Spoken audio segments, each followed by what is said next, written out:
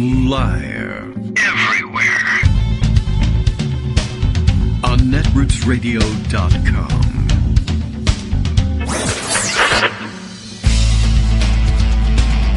David Waldman. Kagro. In the morning. Now, here's David Waldman. Hey, good morning, everybody. How you doing? It is Tuesday, August 17th, 2021, and I don't know. I got a little more oriented yesterday with Greg Dworkin's help, but today, if we're to hear from Joan McCarter, and I have no indication that we wouldn't, but then again, who knows? Anything could happen these days. Any sort of emergency might crop up and arise, but everything seems to be, regular looking, but we don't, we got to start on our own. It's a lot easier to start when you know that, if you really can't find your way, in 10, 15 minutes, or even less, you'll be hearing from Greg Dworkin, and he'll come in here with, if not a plan, and a list of stories. And then when it's a conversation, it's that much easier to carry on. But at any rate, everything, I know I still have a number of stories that I looked through yesterday in Pocket and things that I was tweeting about over the weekend that we really didn't get a chance to get to. So there's no shortage of stories, that's for sure. It's just a question of how to approach them. And the answer is, I don't know, just approach them. So we open up Pocket. Here, I guess here we'll start. This could have been a good segue into Joan's segment, but we'll use it now. I don't know if it would have made any real sense because it's a sort of a historical look backward, but I teased this thing at the end of the show yesterday, and I think I'd like to jump into that. Why? Because, basically because I tried to read it to my family over the break, and you know what happens when we do that. They don't want to be near you. But you, in the podcast audience, find this sort of thing interesting, I think, and I can't tell what your physical movements and little visual signals and cues to me to stop reading are, so I can continue to go on. I mentioned yesterday at the end of the show that I had seen someone's joke tweet yesterday about, and I don't know, I guess I put it away, right, in Pocket, just so I guess I'll jump back and see if I can find it and credit it properly, but it was the joke that combining events in Central America and South America with events in Afghanistan. Did I not put the tweet away? I would have thought I had done that. Anyway, the joke was that that Juan Guaido, who is, I guess, he's, when I went to Wikipedia on him just to make sure that I had all the titles correct, it actually lists him as an incumbent, contested, acting president of Venezuela. Right? He's, what kind of president? Acting! Right, exactly. We haven't played our little sound effects for quite a while. We haven't had as many acting officials to deal with, but the acting president of Venezuela, a position that they note is contested, and I guess it's the United States chiefly among the international community that recognizes his acting presidency.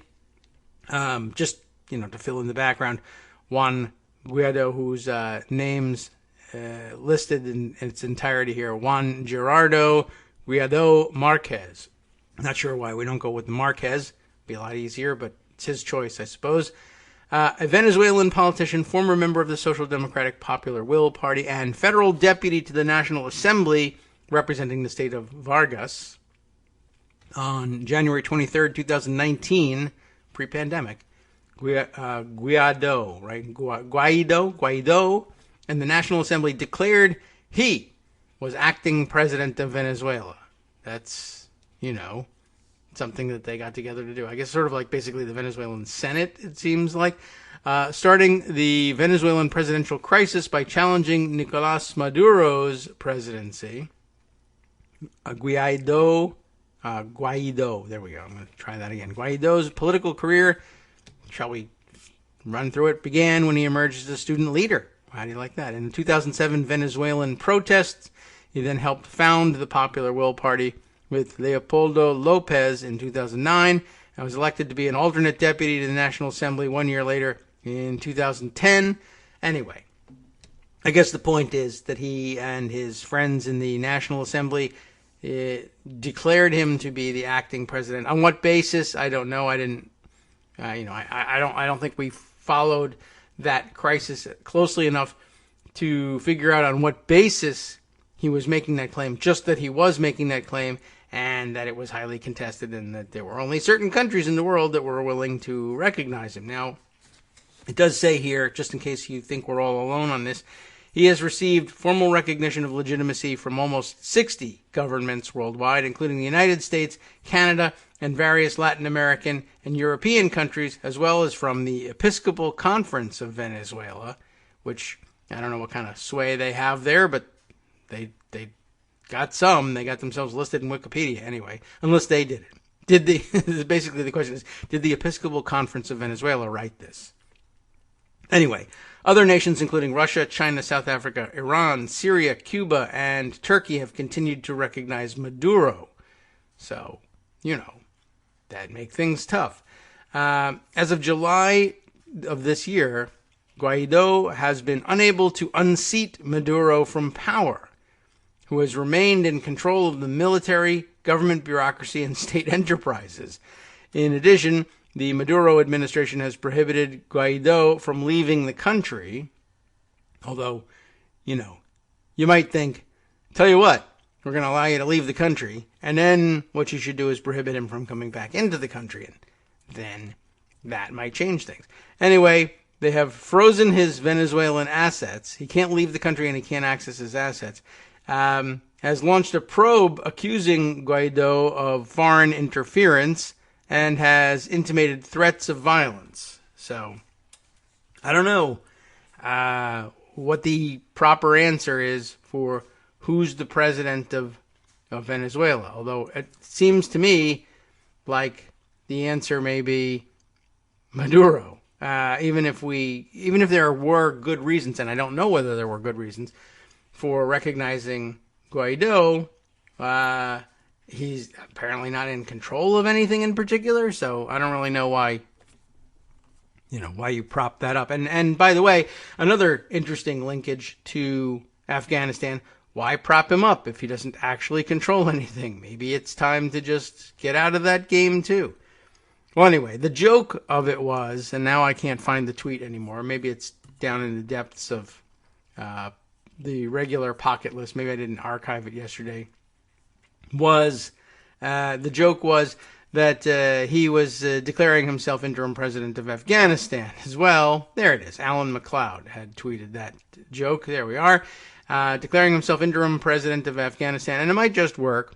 Why not? If we can just pick and choose that way for ourselves, we should just go ahead and do it. As a matter of fact, I think I solved the Afghanistan crisis yesterday with the suggestion that we simply say that the Taliban are just tourists. They haven't taken over the country. They're just having a normal tourist day, and they were there hugging and kissing the Afghan government, which decided to leave because, I don't know, they were rejecting his advances. So, could go with that alternative model. Anyway, I guess for the international affairs community, Juan Guaido is the new Harold Ford, I guess, right? The joke used to be, years ago, people would have preferred the joke that Harold Ford had leased a helicopter and hired a helicopter and was flying to Afghanistan to declare himself the interim president. But instead, we now have Juan Guaido to make these jokes about. But that reminded me of America's weird history, which reminded me of America's weird present a little bit, because, of course, we have much in mind most days the eventual fate of the Senate filibuster. I don't need to explain my interest in that anymore. I think everybody's gotten themselves pretty clear on that. And my interest in the history of the reform of the filibuster, if not the history of the filibuster itself. Anyway, I think, though, we've had good backgrounders on that, how it came to exist in the Senate, that it was a mistake of the recodification, if you will, of the Senate rules, and that back in the early 1800s, and possibly at the direction of Aaron Burr, the unused but then existing rule for calling the previous question, which still exists in the House and is basically a majority vote on whether or not you're going to close debate and have a vote on the underlying bill, moving the previous question, that had not been used in all the many years of the operation of the United States Senate under the Constitution, which would be, in the neighborhood of about 15 or 20 of those years. But that was ancient, I guess, to those guys. Remember, these are people who were involved at the highest levels of what became the United States government in their early 30s. So I guess they figured for most of my lifetime, before I was even politically aware, there was no use of the previous question motion. So he eliminated it in the recodification of the rules. And then because it was gone and had not been left on the books, even unused, people, not that quickly, but many years later, came to realize that there really was no majority vote mechanism available for ending debate when it got tedious and annoying. And I guess they thought the absence of a previous question motion meant that debate would go on forever until unanimous consent was achieved that debate ought to be finished. Or, I guess finally in about 1917, the Senate came to the conclusion that unanimous consent was never going to work for these things, and that instead they ought to implement the cloture procedure. And I don't know why they opted to go with the 2/3 thing, but I guess it was maybe, why 2/3 was the threshold. Maybe it was just the usual vote that is required to, say, suspend the rules and adopt some different procedure outside of the dictates of the rules. And since the rules had no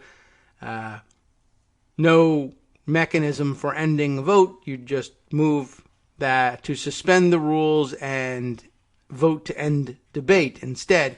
And you needed 2/3 to suspend the rules, and maybe that's how they fixed it there. Then, of course, later, 1975, eventually they did in fact implement the reform, bringing it all the way down from what would now be 67 votes to 60. Thanks a whole lot. Anyway, this history that I was concerned with was more about where the word came from. Where did filibuster itself come from? And we may have mentioned this at some point, once or twice in the past, in discussing the filibuster, and that it had roots in, the etymological roots anyway, came possibly from various words for pirates and piracy.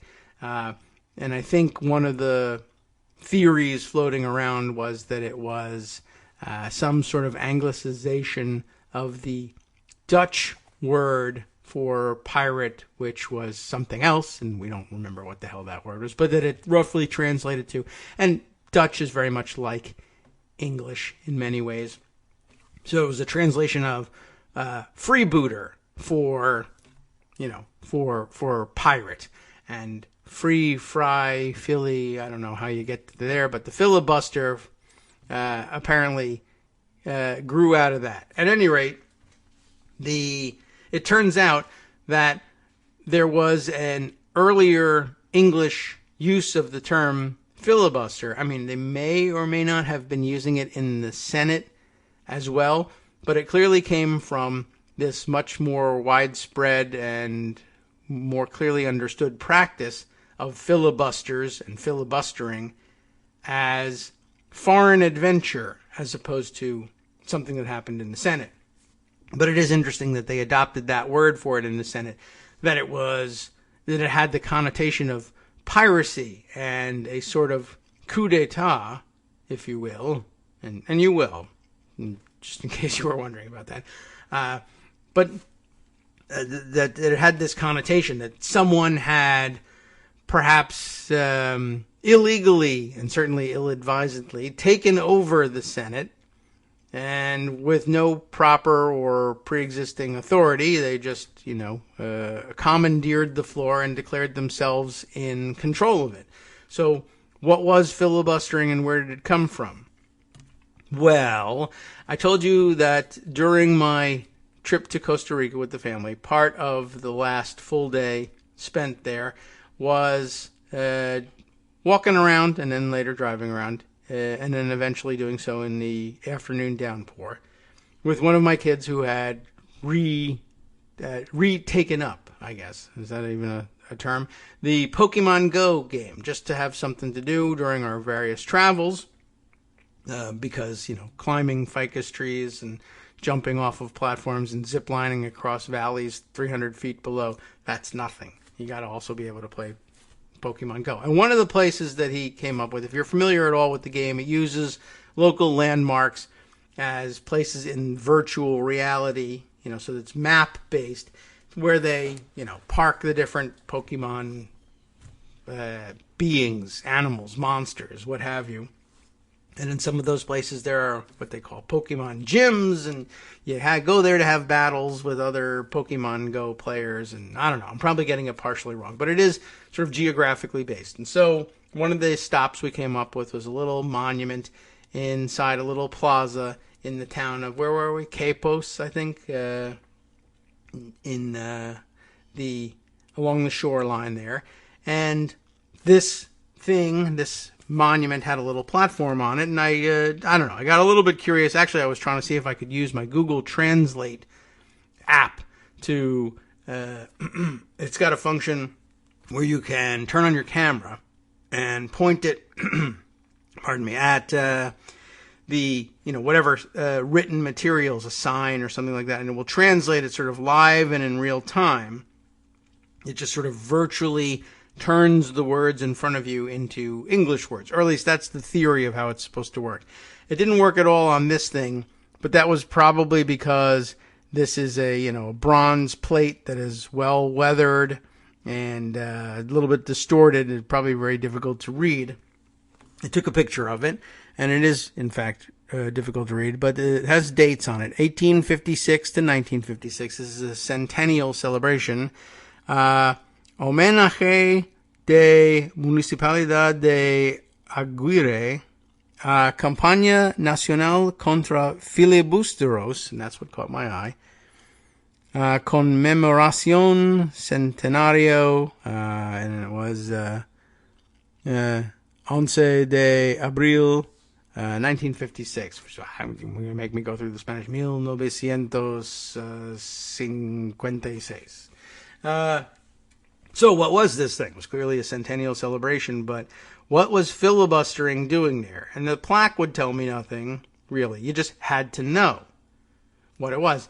Well, for me that meant, all right, Wikipedia, I'm going to go look up, or I'm going to go to Google anyway and say, what happened in 1856 here in Costa Rica, there in Costa Rica, and Costa Rica, and in 1856, such that there would be this plaque here. And I look up the filibusteros, what was going on. All right, well, I got two answers. One, I guess chiefly for North American consumption in Wikipedia, the Filibuster War was listed in there, along with some descriptions of the people involved. But there was also, perhaps more interestingly, another entry available through my Google search that was meant, I think, it might have been meant for American consumption, but probably for the consumption of Americans traveling in Costa Rica. Things you need to know about the history of Costa Rica. So, I don't know. I don't know which is more interesting to read first, the Americanized version in Wikipedia, or maybe we'll do that, and then we'll read this is what you should actually know about things. The Filibuster War, or Walker Affair, as it's referred to here in Wikipedia, was a military conflict between filibustering multinational troops stationed in Nicaragua, That's an interesting way of putting it. Stationed in Nicaragua. And a coalition of Central American armies. An American, William Walker, briefly invaded Nicaragua in 1955 with a small army. He seized control of the country by 1856, but was ousted the following year. It does remind me a little bit of the Afghanistan situation. How many people do you need with us to make a small army and be able to seize control of Nicaragua, the whole country? Like William Walker is the president of the country of Nicaragua. Does that make any sense? Not to Nicaraguans, I'm sure. William Walker, who's he?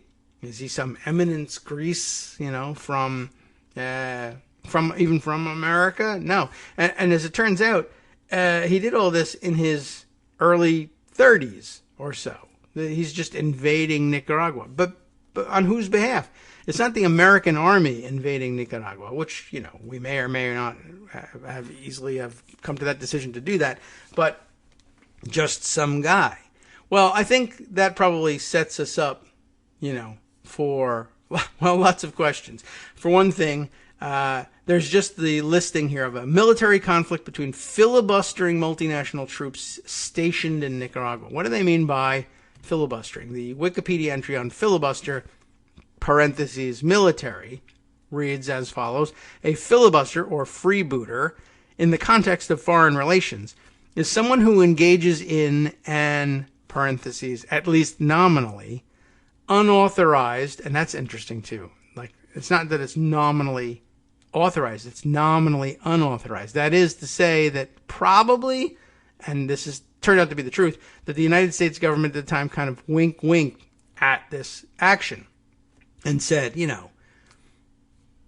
we're not invading Nicaragua, you are, and it's just sort of a private thing, and we should, but I guess the question is, will we condemn the action? And the answer is no, not really, but we're not going to do anything about it one way or the other. We're not going to help it, not going to call on them to stop. It's just, whatever. So that makes it nominally unauthorized. What an interesting thing.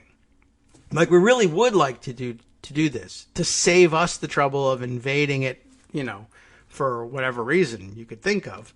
But how interesting is that? Nominally unauthorized. So, a filibuster or freebooter in the context of foreign relations is someone, a person, is a filibuster.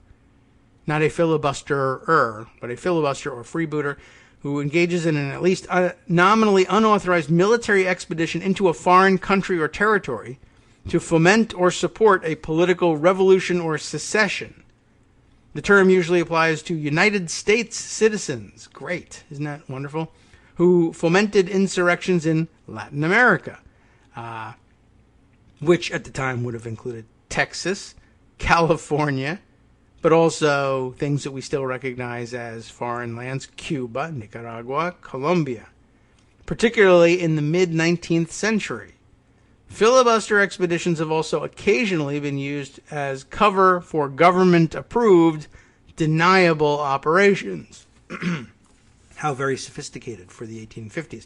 Filibusters are irregular soldiers who normally act without official authority from their own government and are generally motivated by financial gain, political ideology, or just simply the thrill of adventure. Isn't that nice?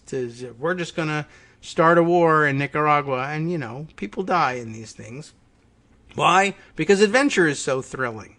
And I might be able to, set up a personal fiefdom somewhere as a result. The freewheeling actions of the filibusters in the 1850s led to the name being applied figuratively to the political act of filibustering in the United States Congress.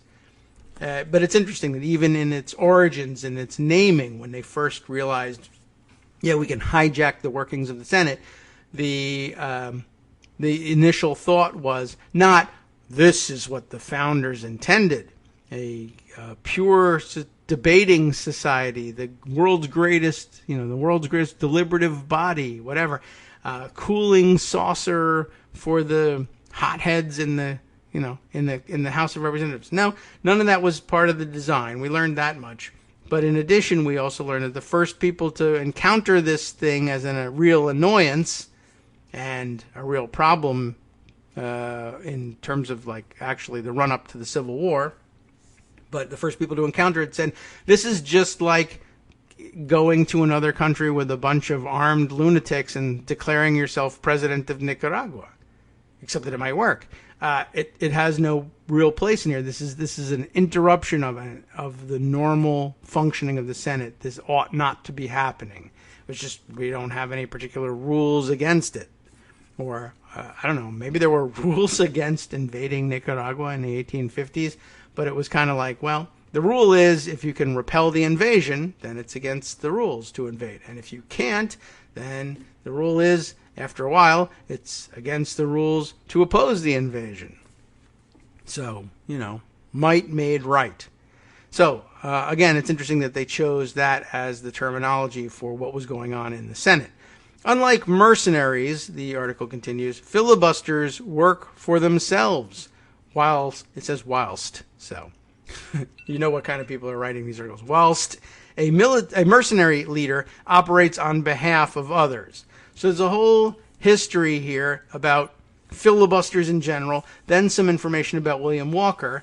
But first, now that I've spent the entirety of the first segment on it, a break that'll give us a moment or two to organize how we want to carry forward with this thing and present you the history of this particular filibustering adventure and this particular filibuster, William Walker, and just what kind of a lunatic he was. And in case you want a little bit of a preview for it, what type of person in the mid to late 1850s would be launching this sort of expedition in this sort of place, in Nicaragua, in Central America? And the answer perhaps will not surprise you, but what kind of a political ideology might an American who does this have? Hi, it's me, David Waldman, your host for Kagro in the Morning. I have good news to report. Many more listeners like you are making critical contributions that keep our show on the air. Makes good sense, of course, and patreon.com, patreon.com, makes it simple. Now you can make easy, secure, recurring monthly contributions to support our show. Patreon.com/KagroX gets you straight to our donation page. Maybe you'd like to thank us for helping keep you sane during the Trump era.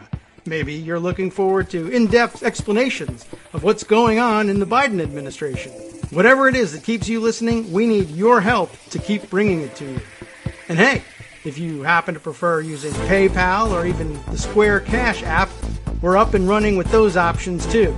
Thanks again, everyone, for all of your support. We literally could not do this without you.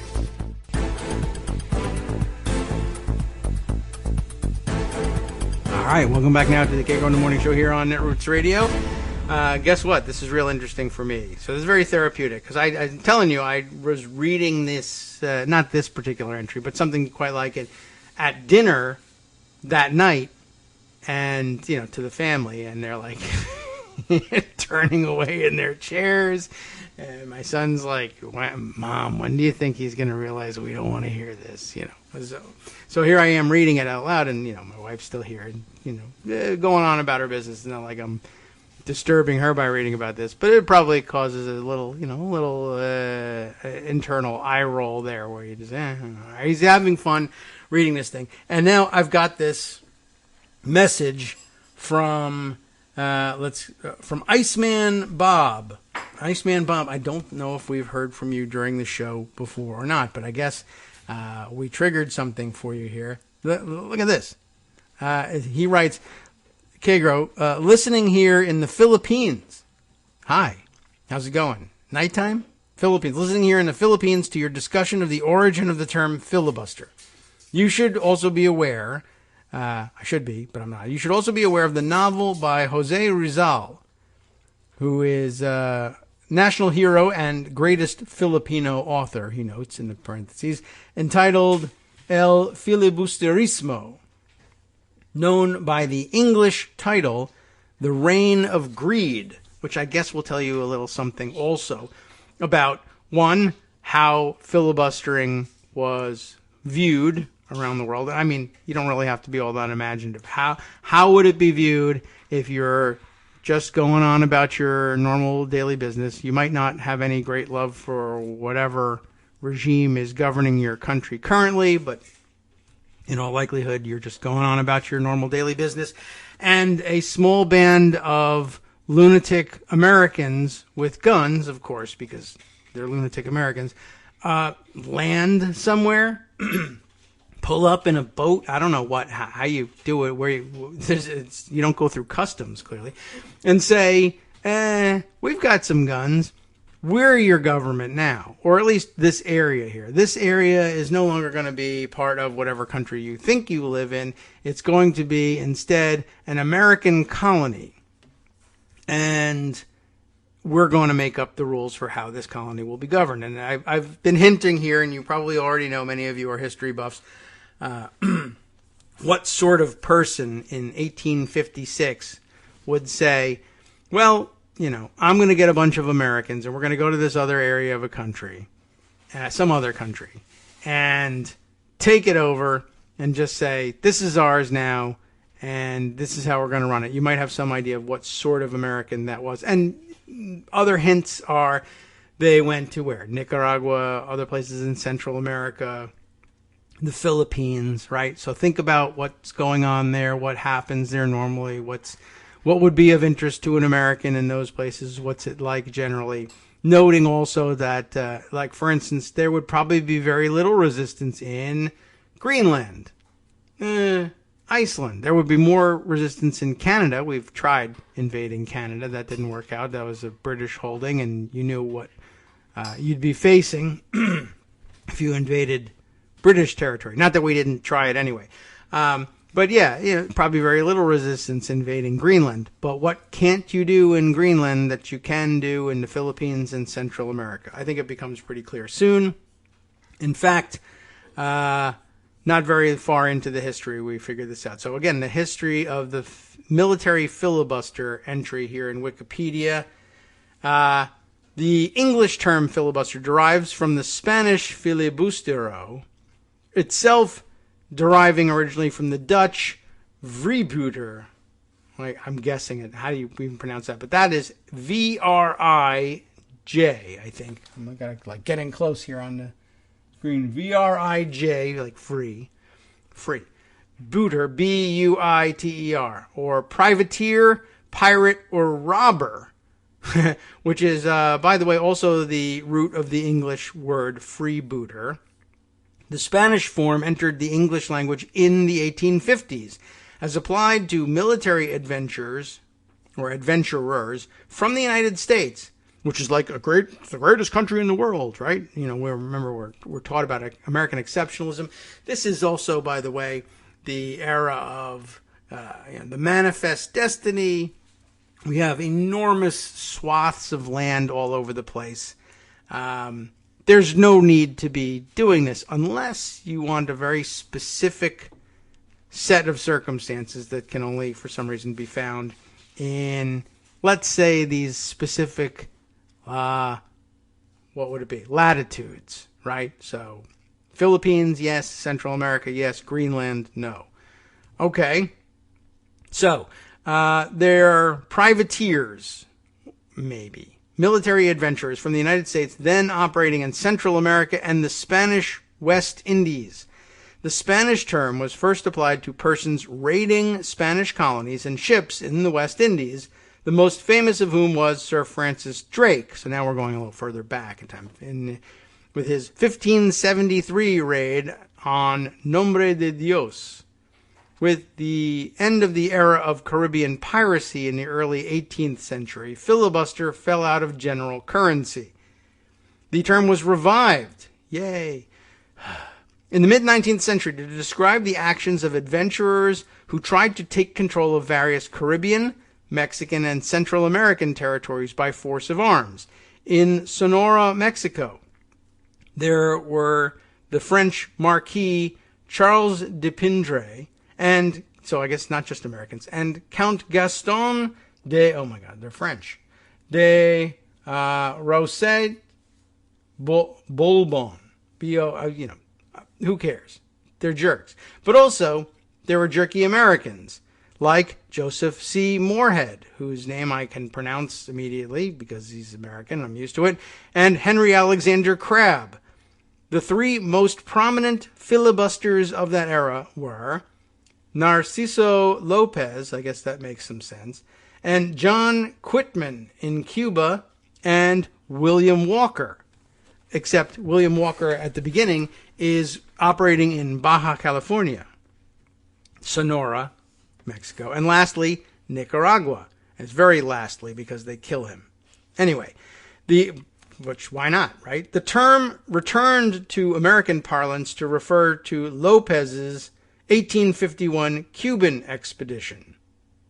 Several Americans were involved in freelance military schemes, including, and this is really interesting, but I'm going to give you a timeout for two thoughts on this one. Several Americans were involved in freelance military schemes, which, by the way, I mean, should be hauntingly familiar to you. Now, it's not nearly operating on the same scale and with the same impact, but when you think about these lunatics like forming militias and arming themselves with weapons, that are comparable to basic American Army infantry weaponry anyway, the rifles, they don't have all the major machinery. But, and of course the fact that, say, I don't know, it was January 6th or so, they showed up with the intent of taking over the United States government, though not with all the weapons. They sort of did a half-assed version of this thing at the Capitol on January 6th, but, they've done it elsewhere. They've taken over or tried to carve out little places in, Malheur Reservation and, or what do we call it, Wildlife Refuge. But thinking about them and weirdo sovereign citizens who occasionally pretend to have carved out a sovereign, municipality in the middle of the American plains, what have you. It's not so far removed from what we're doing right now, or what people want to be doing now, or, even if it's just showing up and deciding to punch as many people as possible at an anti-mask, what's supposed to ostensibly an anti-mask rally in Los Angeles over the last weekend. But just to bring this thing back around full circle, unintentionally, it mentions here several Americans were involved in freelance military schemes, including, and I'm going to skip the first name and come back to it, William Blount in West Florida, Augustus W. McGee in Texas, George Matthews in East Florida, and here we'll say Florida, right, back when it was somebody else's possession, George Rogers Clark in Louisiana and Mississippi, William S. Smith in Venezuela, Ira Allen in Canada. See, I told you we were going to do this in Canada eventually. Ira. Ira just doesn't sound like... Are you going to surrender to Ira? I'm not, right? All right. Yeah, I'm not even going to sing Sorry with the Fringe on top in front of Ira, much less surrender to him. And William Walker in Mexico and Nicaragua. Oh, there's a few more here. William A. Chandler in Cuba and Venezuela, and James Long in Texas. Really? This guy's name is Gregor McGregor. That's really something. You should get together with Eric Erickson. Eric Erickson and Gregor McGregor, who was a Scottish filibuster in Florida, Central and South America. So, there's a lot of people doing this. That's crazy. The one name I skipped at the beginning of all of this, which is fascinating for several reasons, is Aaron Burr. So it's not like, they were total nobodies. Aaron Burr was vice president of the United States. Now, Aaron Burr was also, we tend to forget this mostly. What we don't forget about Aaron Burr on this show is, he's the one that screwed up the recodification of the Senate rules such that a filibuster became possible in the United States Senate. I don't think they named it after him for that named it filibustering for that reason. It's just ironic and weird. But Aaron Burr has a very interesting tradition or history and background. One, killing Alexander Hamilton. I think we all know about that. That part we remember. But I learned in my travels around the United States. Travel is a great thing for learning, as it turns out. But in part of my travels around the United States, I made my way to the borderlands between Ohio, Pennsylvania, and the northern panhandle of West Virginia. And at the border of West Virginia, and Ohio. There's, what river is that? The Ohio River? I don't know. I forget the name of the river, but I don't forget the name of the island in the river, Blennerhassett Island, where we learned that was like the launching place, the secret meeting place where Aaron Burr met with co-conspirators for the launch of this, this filibustering adventure, but in what eventually, anyway, became United States territory. But the idea being, it looks like I'm never going to be president of the United States, so I'm going to start another country entirely. I'll go raid Spanish-held territory to the southwest, probably with the intention of bringing it into the Union and expanding things. So that's how we would get the wink-wink from the American government. Like, we didn't send the army there, but American-linked people have taken it upon themselves to invade this area and organize a territory, and then maybe they'll petition for entry into the Union, and we'll say great to that. Rather than have it be a Spanish colony, it would be better if it was an American state.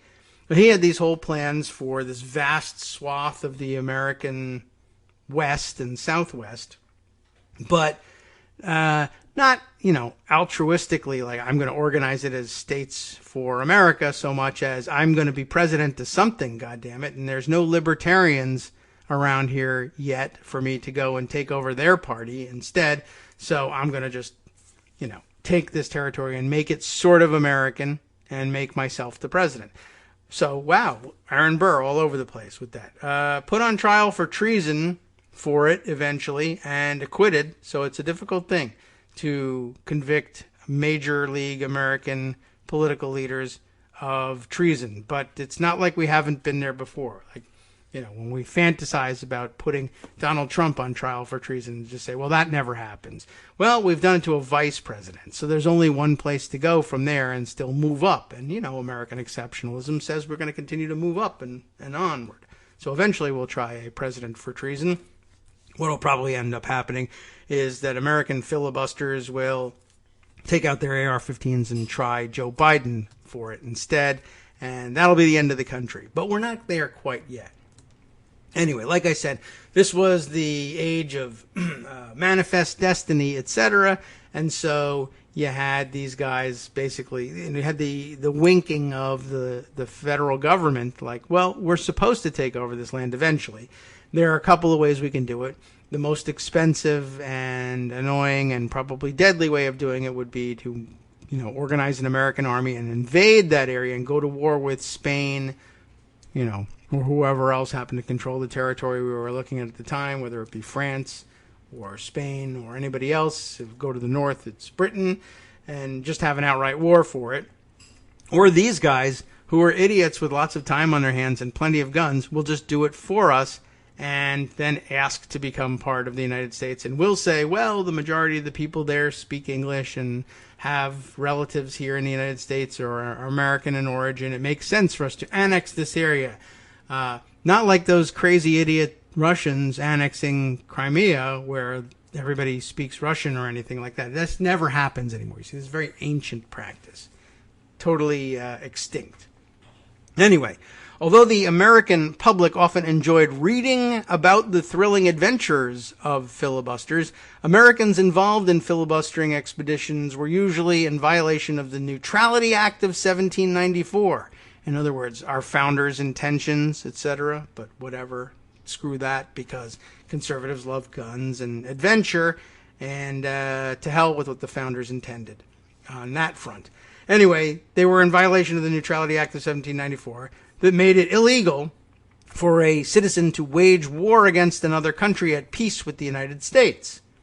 I mean, that's good policy. For example, the journalist John L. O'Sullivan, who coined the related phrase manifest destiny, all right, so he's the guy who coined the phrase, he was put on trial for raising money for Lopez's failed filibustering expedition in Cuba. And it's funny, of course, because we're taught in school. Well, the manifest destiny was about us moving across the plains, never mind murdering the Indians on the way over there, but, moving from what's now the East Coast over to what's now the West Coast. And it was eventually going to be America, period. That was just, you were in the way. That's how we understand manifest destiny. They understood manifest destiny to be like, well, maybe we manifest ourselves to the east and to the south and maybe to the north too. Cuba, that's part. Do they teach you in school at all that Cuba was part of the manifest destiny? No. This was, well, we're all, going to walk on the Oregon Trail and just sort of settle out there in the West and maybe do a gold rush thing, something. We didn't know anything about it. The Schoolhouse Rock on it was elbow room, right? We're going to go there and build LA, and eventually we're going to fly there, and it all made a great deal of sense. There's no section, no acknowledgement in elbow room of invading Cuba. Be a very, very long Schoolhouse Rock. In fact, that's what we're doing here. If I could just set it to music, we'd complete the illusion. So anyway, the Neutrality Act of 1818 became a great frustration for American filibusters. We reiterated the intent of the founders in 1818, I guess. Article 6 stated anyone engaged in filibustering, that'd be fun to use now, could receive a maximum 3 years imprisonment and $3,000 in fines. We should do that. However, it was not uncommon for early Republic politicians, that is, politicians of the early Republic, to, quote, overlook and sometimes, quote, assist some filibuster missions in the hopes to add to U.S. territory. This conflict meant the Army were reluctant to arrest filibusters who broke the terms of this legislation. Officers were worried that without permission from the U.S. District Court to make these arrests, they could face arrest themselves. This really is kind of spookily, scarily parallel to the weird theories that Trumpsters and QAnon weirdos and January 6thers actually have about these things.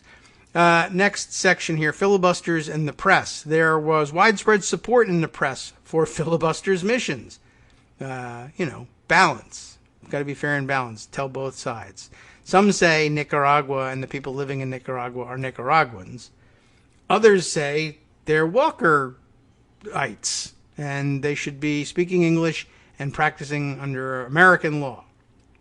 Okay, so widespread support. A number of journalists such as John L. O'Sullivan, Moses S. Beach at the New York Sun, and the New Orleans, L.J.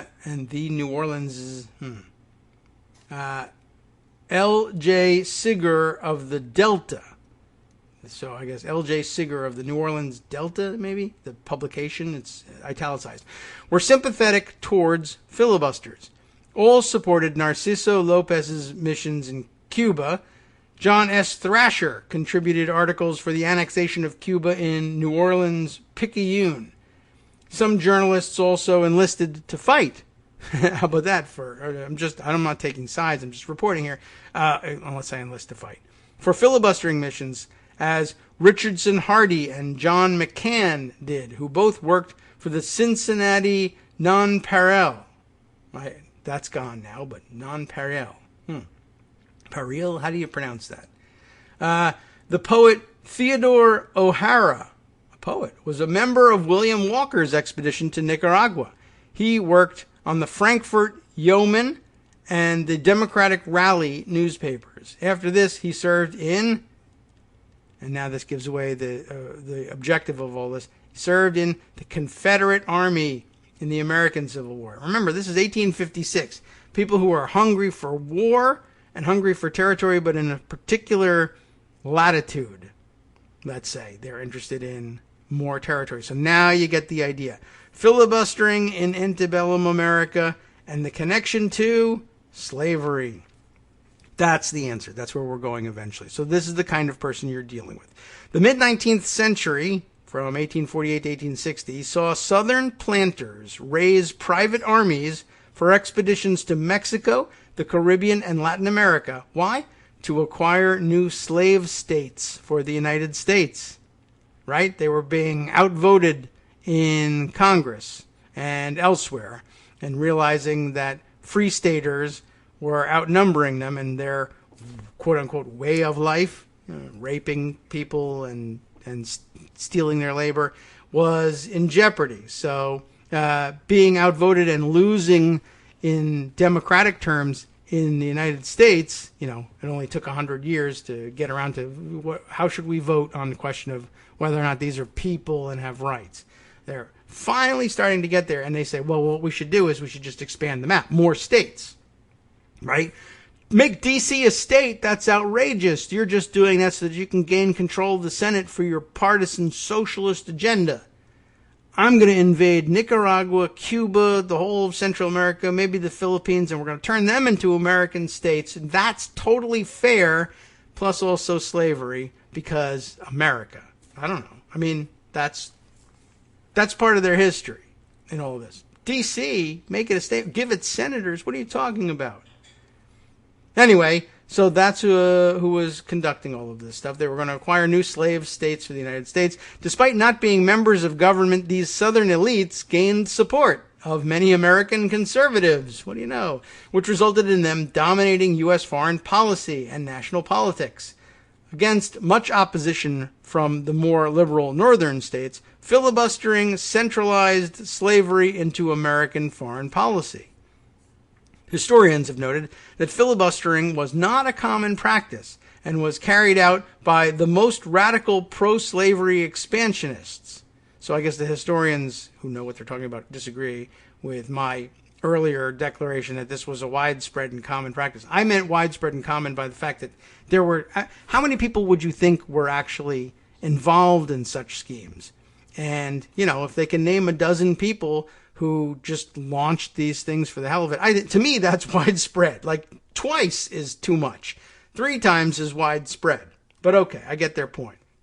Nevertheless, American conservatives and expansionists defended slavery and saw its preservation as their, quote, top priority, as opposed to the, revisionist lost cause. It was about states' rights.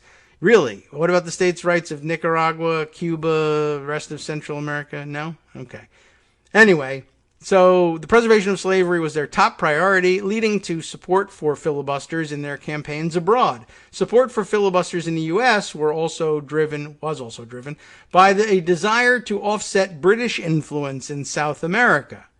At the height of filibustering, pro-slavery politicians wanted to expand the United States further into the southern hemisphere and deeper into Latin America, including Paraguay and Peru.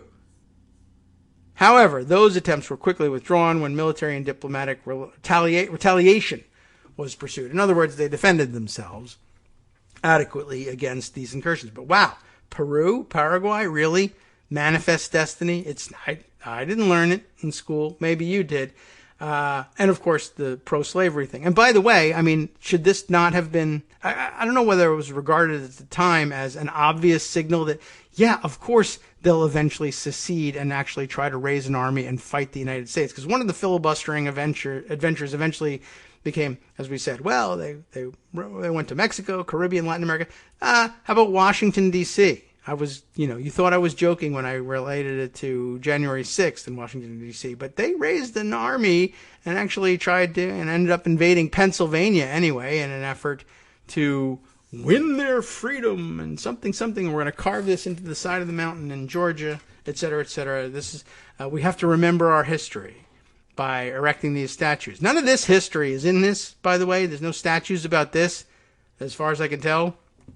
And we did forget, so they may have a point on us there. All right, now for William Walker in particular, and I think we can probably wrap it up, but we could make the whole show about it until we talk to Joan, but then we'll bring ourselves back into the current news. William Walker, in the 1850s, American adventurer, William Walker launched several filibustering campaigns leading a private mercenary army. In 1853, he declared a short-lived republic in the Mexican states of Sonora and Baja California. Later, when a path through Lake Nicaragua was being considered as the possible site of a canal through Central America, prior to the Panama Plan, he was hired as a mercenary by one of the factions in a civil war in Nicaragua. He declared himself commander of the country's army in 1856, and soon afterward, President of the Republic. After attempting to take control of the rest of Central America while receiving no support from the U.S. government, just winks, he was defeated by the 4 other Central American nations he tried to invade, and eventually executed in 1860 by the local Honduran authorities he had tried to overthrow. And this 1856 defeat is what was being commemorated, the 100th anniversary of this defeat of Walker's forces, on this plaque that my Pokemon Go playing son found in the middle of Quepos, Costa Rica. In the traditional historiography by historians in both the United States and in Latin America, Walker's filibustering represented the high tide of antebellum American imperialism. His brief seizure of Nicaragua in 1855 is typically called a representative expression of manifest destiny. There it is. With the added factor of trying to expand slavery into Central America. I should note here that in one of the entries I read on William Walker, that in invading and then taking over Nicaragua and establishing, the freedom to conduct slave trade and use slavery in agriculture there in Nicaragua, this he had to do by reversing an existing prior Nicaraguan law outlawing slavery. So they had, in fact, outlawed slavery in Nicaragua. He invaded it and reversed that. This is a real gem, this guy.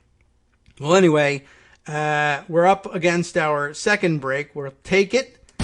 The music will roll, and I still have more I want to discuss about this, believe it or not. What the hell? It's a good thing for a Tuesday. Good history lesson, and a good lesson in the things we've forgotten about what Americans have done around the world and in our own corner of it. Let's see, anything else we can cram in before we close out before this break? The Manifest Destiny thing, right? Expanding slavery. Historian Michael Gobat, however, presents a strongly revisionist interpretation. Would you like to know what that is? How about next?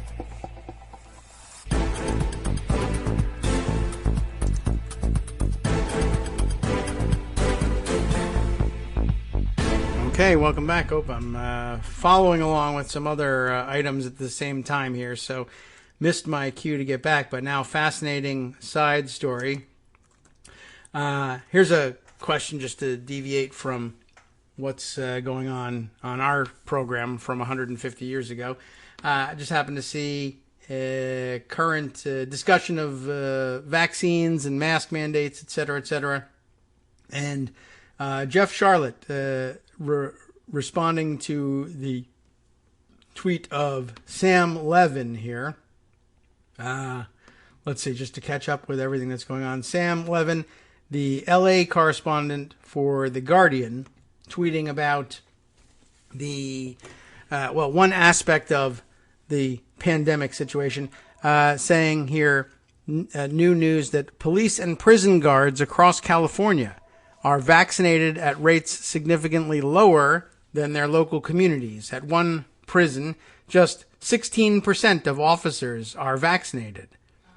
And the quote here from the prisoners, one incarcerated woman speaking to Sam Levin, I guess, in putting this piece together, says, "We're sitting ducks." Like, remember when they wanted to vaccinate the prison population and people started... I guess probably conservatives getting angry. You're vaccinating prisoners before you've vaccinated the population. You're protecting prisoners over law-abiding Americans who will, in fact, later refuse the vaccine entirely. But for the moment, it seemed to score very conservative political points with people.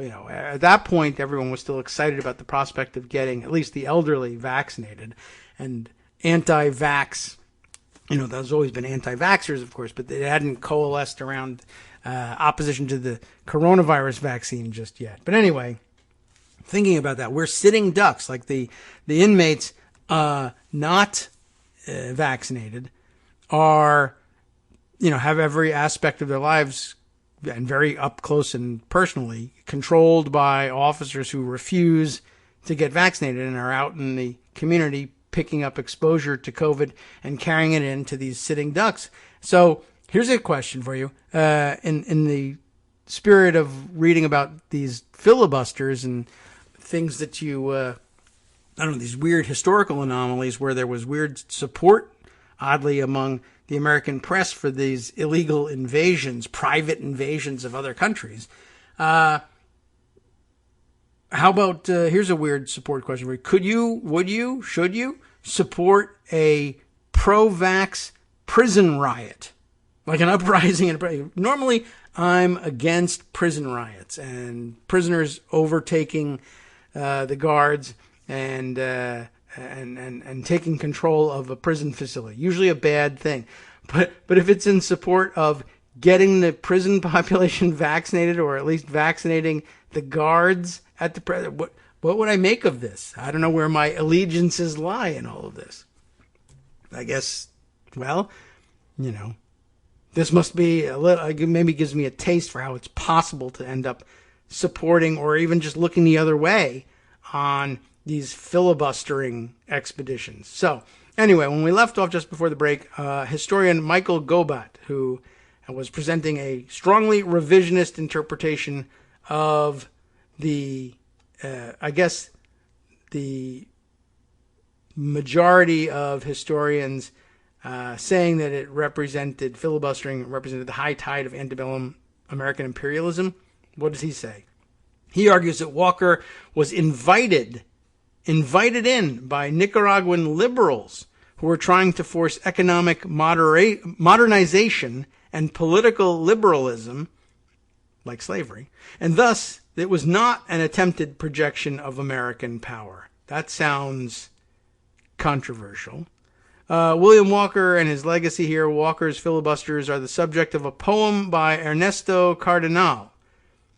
Other media portrayal of filibustering include Richard Harding Davis novels, the 1987 film Walker by Alex Cox. So there's a relatively modern film about this we should maybe check out one of these days. Joan Didion's book, A Book of Common Prayer. Ned Buntline. Ned Buntline's novels, The Bohoys, B''Hoys, Bohoys, The Bohoys of New York, and, is that not boys, but okay, The Mysteries and Miseries of New Orleans, and Lucy Petway Holcomb's The Free Flag of Cuba. There's some interesting versions of these stories out there. Proto Confederates is the next section, just a brief sentence or two that says, prior to the American Civil War, many Confederate Army officers and soldiers, such as Chatham Roberto Wheat of the Louisiana Tigers, obtained valuable military experience from filibuster expeditions. Again, a scary parallel to what's going on now. The author Horace Bell served as a major with Walker in Nicaragua in 1856. Colonel Parker H. French served as Minister of Hacienda and was appointed as Minister Plenipotentiary to Washington, like our Washington, in 1855. So this is interesting too. There's more to it. There's an awful lot, actually. But I think we can actually get through it. Now I'm interested in the history of I guess I was originally interested in how it connected to the background and filibustering and the Senate filibuster. And as we're reading more about this, by the way, does it tell you more about what the context and the connotation of the use of the word filibustering was in terms of trying to figure out whether it was really, that's the way the founders intended the Senate to really work? I mean, this is what you're defending, right?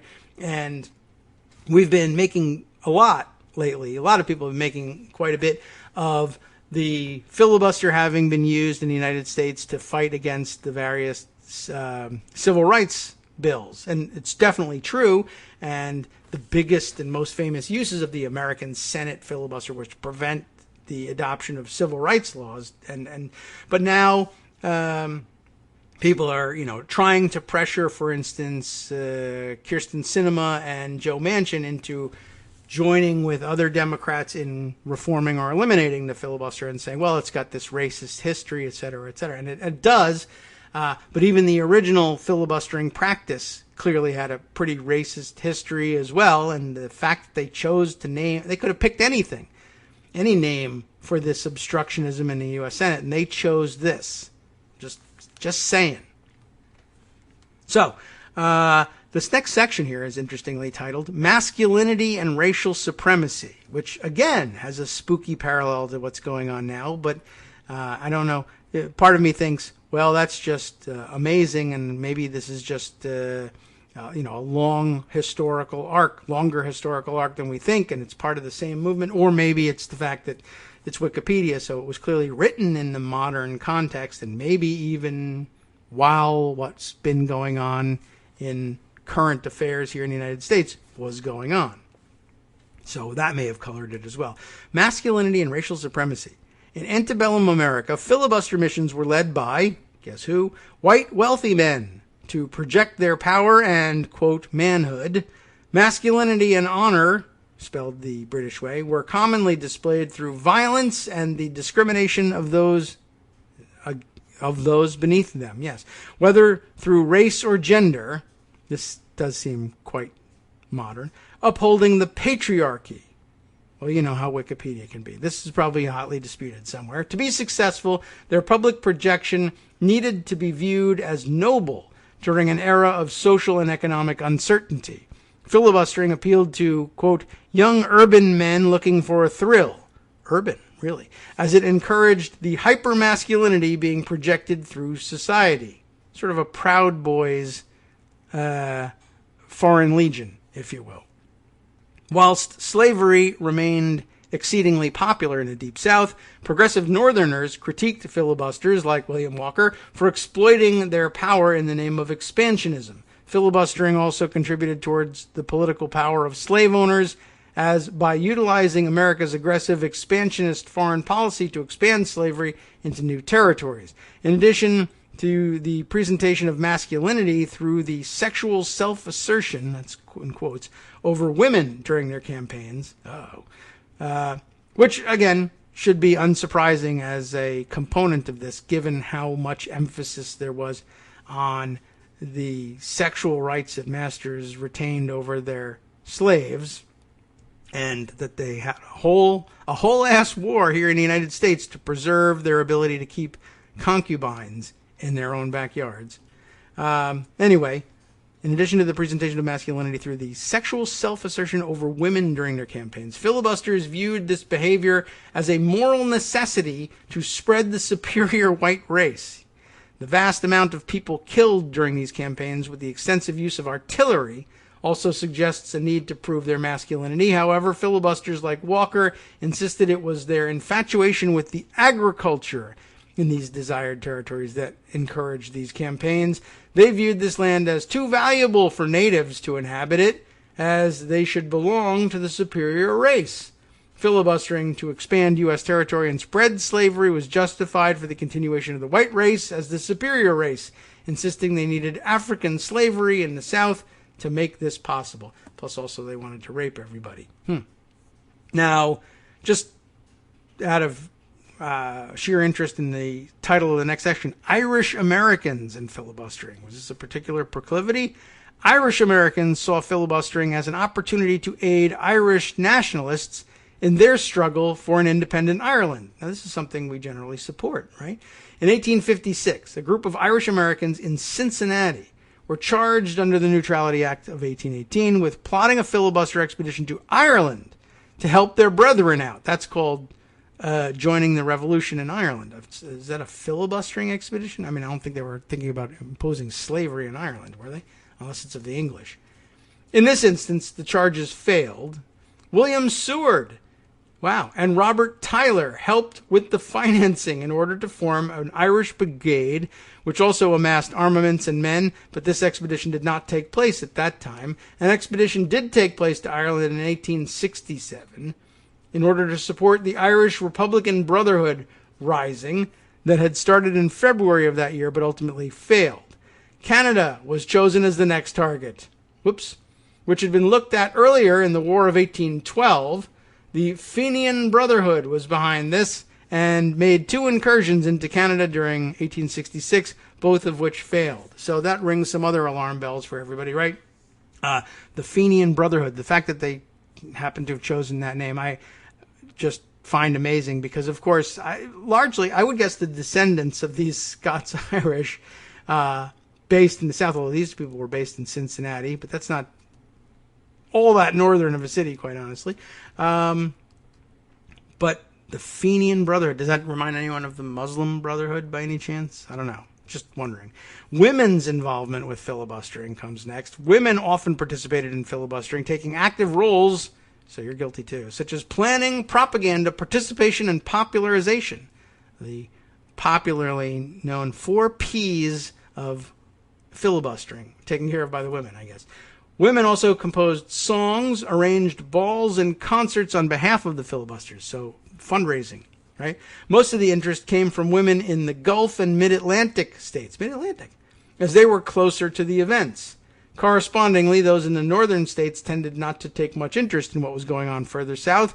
Many women attended the filibuster expeditions as settlers to help with casualties and to aid the expeditions in any way they could. Many women were at the front line experiencing firsthand the armed engagements. A few even took up arms and used them to defend their men and property. Jane McManus Storm Casno, Cazneau, had an important role in negotiating between filibusters and U.S. politicians. She persuaded Moses S. Beach to promote lectures about William Walker and his group. All of the women embraced the idea of expansionism to spread American slavery in Central and South America. John Quitman's daughter, Louisa, used anti-Spanish rhetoric as she saw fit in order that the Spanish deserved to be punished for what they had done to Narciso Lopez and his men after they had been taken prisoner. The writing's a little shaky here, but okay. There's 3 more quick sections here. Filibusters and Freemasonry, which I think is ordinarily I would skip, but I do see some interesting names mentioned here. Several well-known figures in filibusterism were also Freemasons, and this organization played a major role. This is great for our conspiracy theory angle here. Played a major role within the hierarchy of the filibusters. Narciso Lopez and Jose Gonzalez of the Cuban expedition were both Freemasons. Other Freemasons who took part in filibustering came from Louisiana and were involved in the 1810 incursion into West Florida. Later, in 1836, Freemasons were involved in the Texas Revolution. These included Stephen F. Austin, Mirabeau Bonaparte Lamar, and David Crockett, among others. A member of Congress, for Christ's sake. Anyway, just the fact that there was, that'll just feed the conspiracy theory part here. But I don't know, was Freemasons the QAnons of the day? Washington was a Freemason, too, so maybe it was what our founders intended. I don't know. There's a little bit more about this. We'll skip that. Here's a mention of it in the Philippines to tie it back to what we heard from what was it? Bob, Iceman Bob, was it? I don't think your tweet's been retweeted quite a bit, too. So that and a few other things here have scrolled your tweet off the screen here, but there we are. Yeah, Iceman Bob was mentioning in the Philippines. In the 19th century Philippines, the Spanish filibustero gained connotations significantly different from those of the English derivative. The title of the highly influential novel El Filibusterismo by Philippine national hero Jose Rizal could literally be translated as filibustering. It could also mean subversion. And I guess as Bob told us, the English title of the book, The Reign of Greed, which tells you pretty much all you need to know there, too. One last section, the Major F.P. Han hoax. This is the last bit here on the filibustering article. The Frank Han letters were a series of hoax letters published in 1895, purported to be written by a Major F.P. Han, H-A-N-N, who claimed to be an American filibuster fighting against the Spanish colonial rule of Cuba. Han wrote a fake account of his supposed experiences in the Cuban War of Independence, detailing accounts of battles and operations that took place, as well as commenting on the political situation within the country. The real Frank Han, a 20-year-old man who lived in Gainesville, Florida, used the pseudonym Anderfer, A-N-D-E-R-F-E-R. In order to release the letters he forged acting as a medium for the letters written by Major Han, supposed Major Han. He used the hoax to raise his own profile in the U.S. as a war hero while also attempting to garner support for filibuster missions in Cuba. The episode draws attention to the influence of the media and yellow journalism on American sentiment towards foreign affairs during that period. And, of course, what we did learn in school about yellow journalism in Cuba and the time around 1895 would remind us of the Spanish-American War and remember the Maine, etc., which I think we actually did learn about in school. So that brings us back to the Wikipedia description of the filibuster war in Nicaragua, specifically, the campaign of William Walker and the resistance of the 4 or 5 allied Central American nations that fought against them. The freer, I guess, the native Nicaraguans. You know how it is in Wikipedia. They list the war and then the belligerents, and they assign little flags to them and everything. The belligerents on one side were the filibusters and occupied Nicaragua. And fighting against them, the Allied Central American Army, Nicaragua, the rest of the Nicaraguans, Costa Rica, Honduras, the Mosquito Coast, which was, I guess, still colonial occupied eastern Nicaragua, Guatemala, El Salvador, and at some point from 1857 on, the United States as well, joining in that effort against Walker. So, yeah, pretty interesting and a long article, and it might take us too long to read all the way through it. Look, maybe at this part, we'll skip over to the part that I mentioned from the website Q Costa Rica, which appears to be an article written maybe with the idea of informing Americans about this history from a Costa Rican perspective. Who were the filibusteros? And then it says in parentheses, those Yankee invaders, which is pretty funny because, of course, they were Southern Confederate sympathizers and slavers invading there. Of course, they're from the south of the United States. They're from north of Costa Rica. And just so funny that, a few years later, they would return home to fight against the other Yankee invaders that were invading their territories. And by the way, so for all the people, the lost causers and states' rights and the war of northern aggression and yada yada, that whole garbage about the way the Civil War was fought in the United States, these guys were out invading their neighbors to the south and looking to take over their lands and turn them into slave states in Central America under their personal control. And then basically they got a taste of their own medicine a few years later as the real Yankee invaders invaded their homelands and said, basically you could very easily have written about the Civil War at the time by asking the question, well, how does that feel? How do you like having your territory, your homes invaded by northern invaders looking to impose their way of life on you? Well, who cares, because we just won and we're about to do that. We get to write the history. This was a glorious thing. And I think we still largely agree, at least listeners to this show, but it's kind of funny. Yankee invaders. All right. Well, here's, I guess, a picture of one of them, Lieutenant Lawrence Poland. They were all extraordinarily young, too, by the way. I didn't get to finish up reading either about the filibuster war or the entry about William Walker. But William Walker was all of, I think, 36 when he was finally executed by the Hondurans.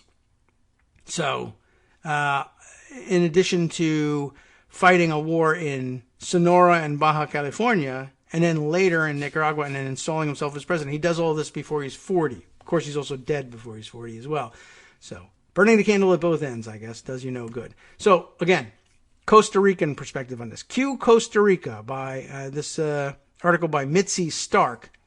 Outside of Central America, it begins, few people, like me, I didn't know, few people know about the invasion of William Walker and his filibustero army in 1856. Now it sounds like Trump is writing it. Very few people know this. He just learned it. Nor do they know, I guess, that it was the Costa Rican army, which no longer exists, that routed them and guaranteed independence for the 5 republics.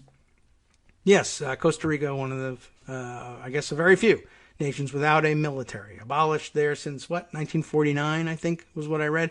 William Walker, as every Costa Rican school child knows, that's what's so amazing about this, came from Tennessee in the United States to claim the 5 Central American countries for slave states to bolster the South's position against the anti-slavery North. He was going to invade all of Central America and turn 5 separate countries into states and make them slave states and bring 10 pro-slavery senators, presumably, into the Senate where they would filibuster all over again. Ironically enough. How interesting is that? And every Costa Rican school child knows this. I passed so many Costa Rican schools. The kids are still in school there, by the way. Or maybe the year just started. I don't know what their school year is like, but I passed hundreds of schools along the roadways that we drove. And now, knowing that inside they were being taught all of this stuff, they know who William Walker is. We don't. He's an American. We don't have any idea who he is. Came from Tennessee. They know this. I don't. Well, anyway, his soldiers recruited in the States were called filibusteros, a word that comes from the Dutch freebooter or freebooter, a word that also referred to pirates, which is probably how they felt about them. In 1855, Walker arrived in Nicaragua with his army on a mission to colonize that country, which was embroiled in a civil war. So there was already war going on, and he took advantage of it, interestingly enough. Soon he was made president. That is to say, he made himself president. That's an interesting way for the Costa Ricans to say it. And in 1856, he ordered his filibusteros south to take over Costa Rica. But the Costa Ricans, under President Juan Rafael Mora Porras, called Don Juanito, resisted, pushing the invaders back into Nicaragua and defeating them in the Battle of Rivas on April 11th. The day is a national holiday to commemorate the victory for independence. It's not on my NAFTA calendar, but they're not part of NAFTA. It'll be on my CAFTA calendar if we ever get to that. So, who were the men who made up this strange ragtag army? They were, for the most part, young and restless. That is not the soap opera, but you get the idea. Many were, how do you like this, immigrants to the States. Well, now the conservatives are pro-immigration as well. They were jobless. Some had been in prison. They were adventurers in an era of adventure with endless frontiers, basically lawlessness. The Manifest Destiny doctrine encouraged expansion into unclaimed and even claimed territories, and although the United States government did not condone such adventures, they did not put a stop to them. Recruiters in New York, New Orleans, and San Francisco promised land, pay, pensions, even political positions for those who signed up. The recruits were expected to bring their own arms, as there was no financial resource to provide them, but that was no problem because everybody had tons of them. To the public, they were heroes. There were plays and stories and music celebrating the lives of the freebooters. Newspapers and popular magazines sent reporters and artists to record their deeds and their battles. Like we're still endlessly fascinated with QAnon weirdos, rallying places, or people who get permits for anti-vax and anti-mask rallies, and really it's just an excuse to bring in the Proud Boys to punch people. Whatever. We can't stop covering them. We still can't. Let's see. A new exhibit at the Juan Santa Maria Museum in Alajuela shows them, their faces, and how they dressed and how they were armed. And these photos are here. It's remarkable. With photos made from daguerreotypes from a private collection. These are the enemy who tried to take Costa Rica away, to become a slave state. They are nattily dressed and armed with guns. Another parallel to our current, the dapper Nazis that we have here in this country now. And armed with guns, rifles, and assortment of daggers and knives. Very fascinating. For most of them, their names and fates are unknown. For a brief time, they made history. Walker's cause was a complicated one. They're very generous to him here. To control the San Juan River between Costa Rica and Nicaragua was to control traffic and trade between the Atlantic and Pacific with a promise of wealth and position. But it was not to be. A united army of Central Americans defeated Walker and his filibusteros. Walker was executed in Honduras in 1860. That's actually about the end of the article. And then it's more about the exhibit here. And what I didn't get to tell you, well, maybe we'll make mention of it later on as we're talking to Joan in the next segment. But as it turns out, I think things went south when I read the William Walker entry in Wikipedia. Things went south when he crossed the line against Cornelius Vanderbilt, who also wanted to control Atlantic and Pacific trade there. Hi, I'm Scott Anderson, the guy that writes the daily summary for this show, Kagro in the Morning. Thank you to everyone that supports this show. Many of you send donations through PayPal, Patreon, Square Cash, Radio Public, and so on. Some of you write your own essays and send them in, or read articles with your own commentary. We appreciate it. Now, some of you are listening to this and thinking, I'd like to help, but isn't there something I could do that wouldn't require money or effort? Why, yes, there is. You can just like us. On Daily Kos, they call it the recommend button. YouTube has a thumbs up. There are hearts and likes and love buttons. Tap our love button. Tap our love button every day. Share our shows and summaries on Facebook and Twitter, YouTube and iTunes, Stitcher and Amazon. Most of these places allow you to write a review, so a sentence or two would be great. Recommend us to social media, or tell your friends to listen to the show. You aren't just helping us, you're helping them find their new favorite thing to listen to. You could change the world. So thank you in advance from me and everybody else in the world.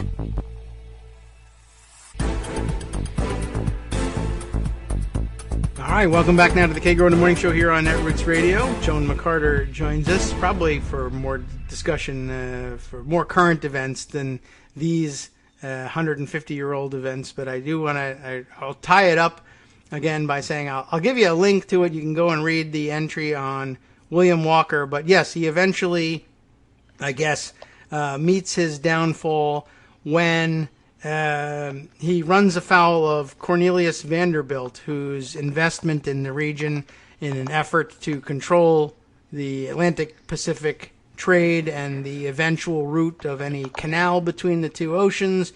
So his own corrupt, greedy wealth-seeking, probably not doing anybody any particular good at the time, but he was already rich and wealthy, and as you know, in a contest between the already rich and wealthy and the aspiring rich and wealthy, we know how that comes out. And indeed, history bore it out, and Cornelius Vanderbilt is maybe not all that well regarded these days, being a robber baron type guy and everything, but generally speaking, enjoys a relatively good reputation versus execution in Honduras and eventual obscurity in America for William Walker.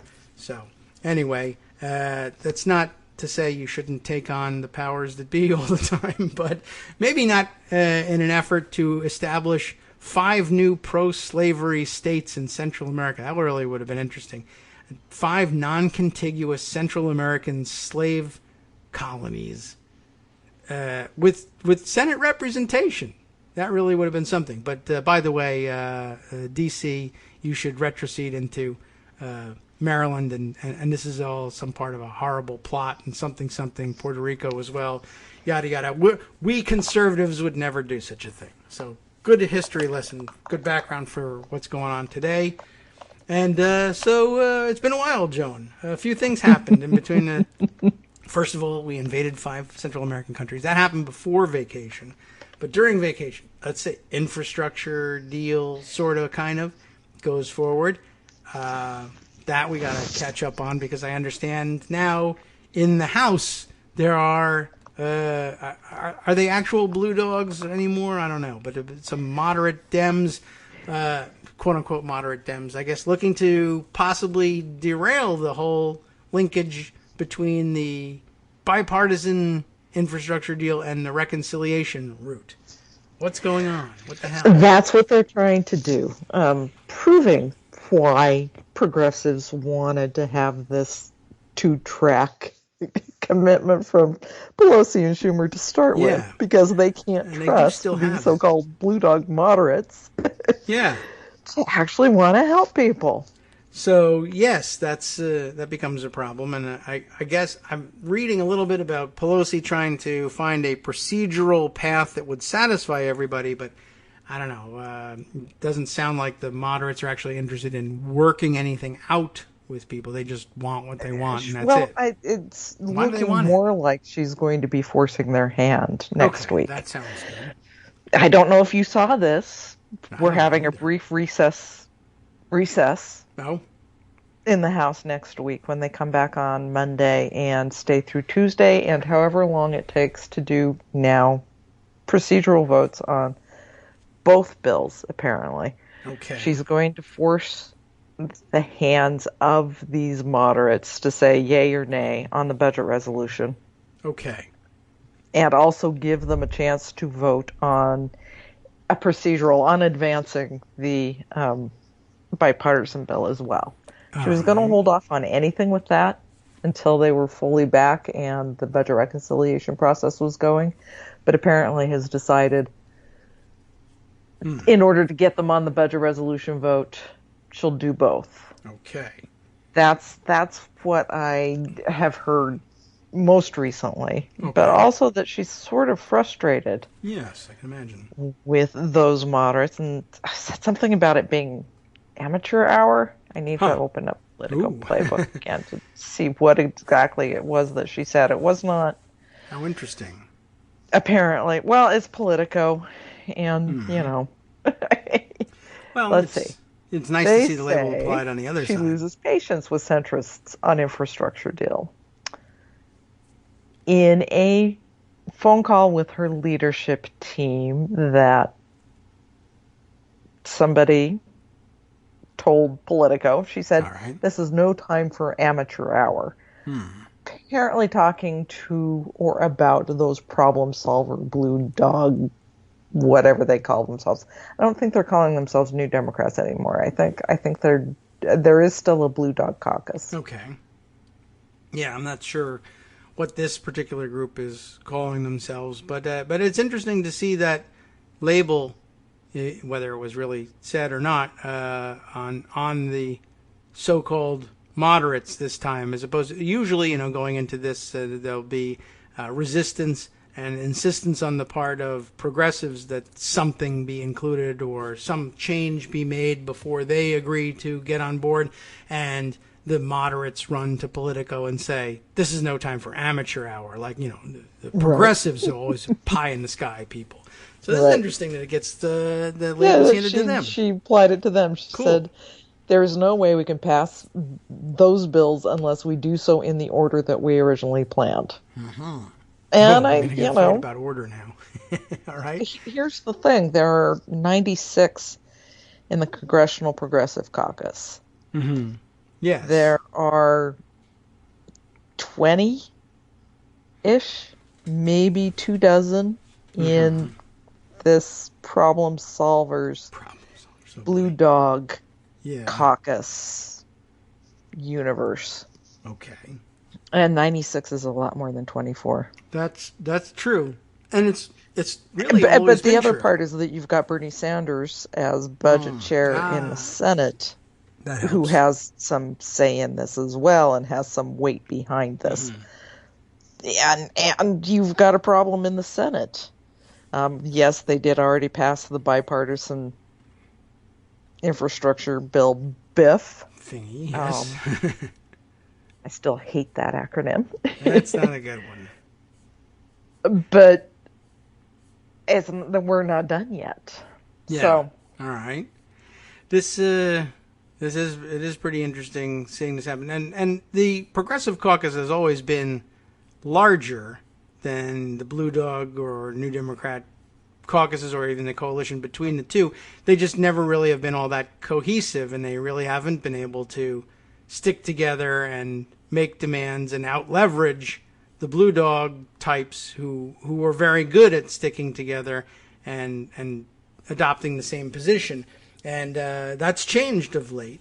Not only has the size grown, but they've done a lot better. They've got more effective leadership, more committed leadership, I think.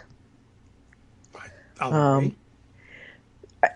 They wrote to Pelosi last week and a half ago, saying that they had surveyed their membership, their 96 people, and they didn't say how many had committed to not voting for the bipartisan bill, but they said a majority of those they surveyed, or a majority of those who responded to the survey, said that yes, they would commit to not voting for the bipartisan bill if they didn't have the budget resolution first. Yeah. And it appears that Pelosi is taking that threat more seriously than the moderates. Well, it was her threat too, so she's probably generally inclined to it. And this is the thing. Yeah. They agreed to this weeks ago. Yeah. She and Schumer and Biden all said, this is how it's going to go. And so it should. And, that's a little weird, the wording in the letter there. But if your group is 96 and the margins in the House are narrow as it is, you don't have to have a whole lot of answers from a whole lot of surveys to be able to make your point. Out of 96, you're going to get, you'll get your 12, 15 very easily on your first round of phone calls. So.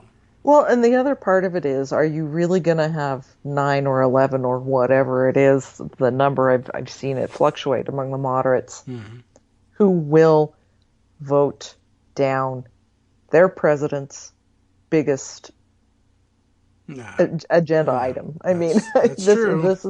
This is what his whole first year. COVID relief was great. Some of that's ending, and we need to talk about that a little bit. But this is what he's going to run on, in large part, in 2024. And this is what they have to run on in 2022. And are they going to go into next year having tanked Biden's biggest agenda item? I don't think so. It would be unwise, certainly. And, they may not have the votes that it actually takes among their smaller group, for one thing. And, for another, she's probably reminding them, and I guess maybe this is part of the amateur hour comment, that it's one thing to say, well, we'll block the budget, but it doesn't end with blocking the budget. It ends in possibly, ceding control over the budget debate, and an endless debate at that, and control of the floor to Republicans to then offer their own alternatives, and it becomes chaos. It's not simply a go back to the drawing board thing with a budget resolution. Yeah. So they may not have known that, or it just doesn't come up all that often, because generally speaking, you go in with if you have the majority, the budget is going to be the budget. And that's it. You sometimes offer alternatives. You can let other coalitions within the Democratic caucus offer alternative budgets as, symbolic gestures, generally speaking. But, they haven't really run into the situation where there was doubt about the main Democratic budget in a Democratic House passing. And so if you really are going to threaten that for the first time, then, okay, well, procedurally speaking, you have to know what that means. It's not simply saying, no, let's go back into negotiations. It's turning control of the House floor over to the Republicans, and that's dumb and bad. Yes, particularly this crop of Republicans. Yes, right. You want Marjorie Trader Greene writing the budget for you? I don't. Boebert? Okay. Right. Good. Hopefully she hammers them into line. And also a great point, as you mentioned, Bernie Sanders being chair of the Senate Budget Committee, that gives him a Bigfoot position in all of this. He can speak with some authority about how the Senate Budget Committee will proceed. Yeah. So we'll see. We'll know more next week when we talk, possibly. Okay. Yeah. On that front. Okay. Meanwhile, you'll know of more. course, we still have the debt ceiling, which is not included in the budget resolution. Okay. Because I don't really understand why. Okay. And a continuing resolution to fund government as of October 1st. And what else? Oh, yeah, extended unemployment benefits in the states that hadn't already cut them off expire on September 6th for roughly 7 million people. Oh, Yes, okay. Yeesh. Delta variant, Yeah. Afghanistan. A few Kind of things. a tenuous time right now. I think so, yeah. True, plenty to worry about. I mean, pandemic's not over, and no indication really of. I haven't even seen anything that indicates that like Delta would be leveling off at this point. Although some of the states that really got it bad early are no longer top of the list. They've just moved down to like fourth and fifth place. It's not like they have gotten over the hump and have defeated the Delta variant. No one has.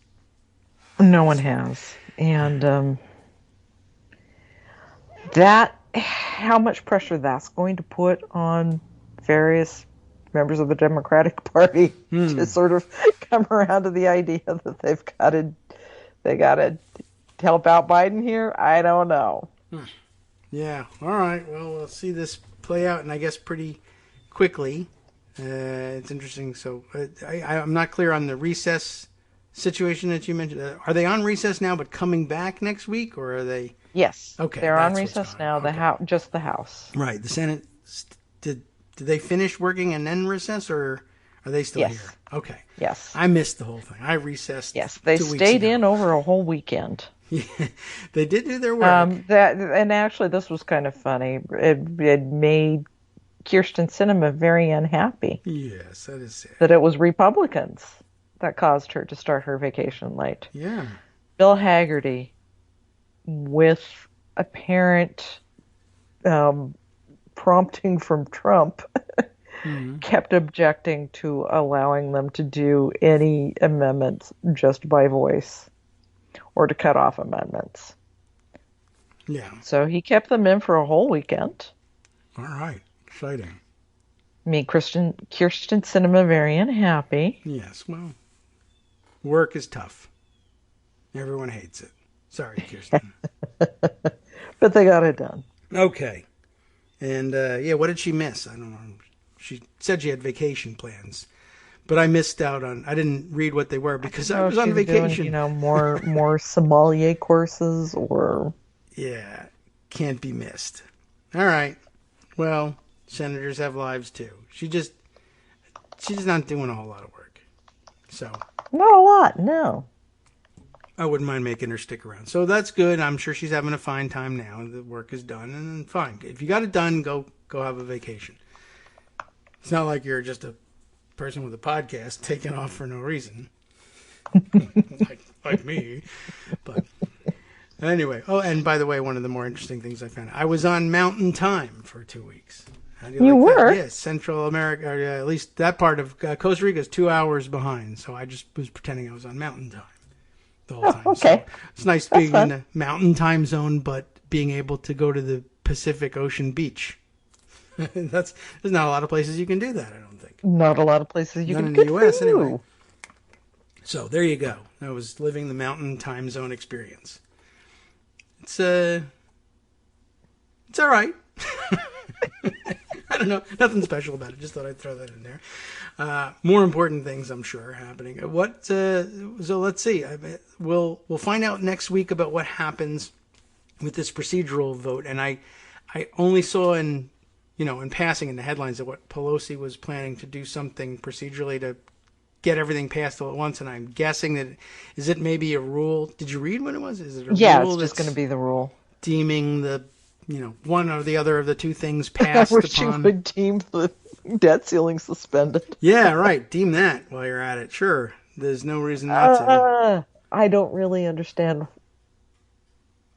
Is it Schumer trying to push Sinema and Manchin on filibuster? Maybe. I mean, there was a lot of speculation that the infrastructure deal vote worked because Republicans got nervous that if they torpedoed that right out of the box, then there might be growing pressure to do something about the filibuster, and if he jumps out of the way of that one, Schumer can just throw another thing in his way.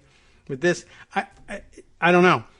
But I also saw Schumer commenting, but I don't know whether he was playing or whether he really believed it. I just don't think Republicans are really going to, risk the world financial system over this. So I think that they'll come around, But I was, my observation was like, I don't know, they put the world's health at risk for the hell of it. I mean, they might crash the financial system too, except that it is money, and that seems to be more important to them than health, or at least other people's health.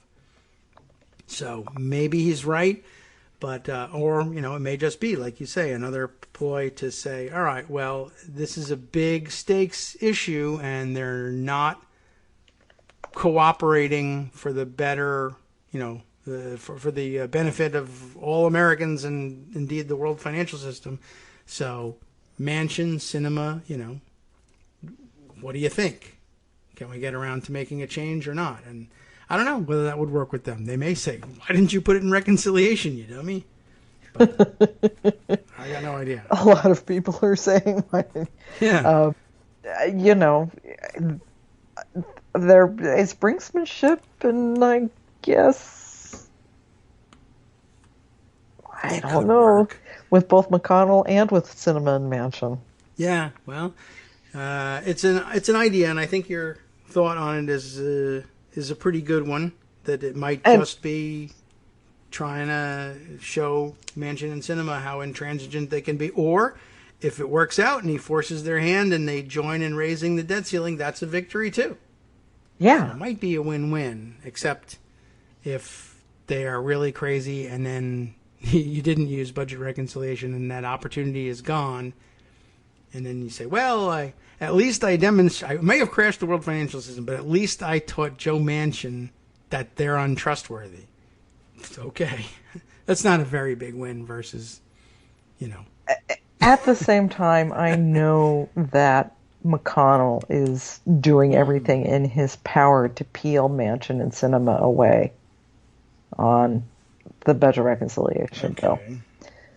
I mean, they passed the budget resolution. Both of them said, all right, I'm not going to do this at $3.5 trillion, although neither have said what in that $3.5 trillion they're willing to see cut. Yeah. So, okay. And McConnell is going to keep working on them. Yeah.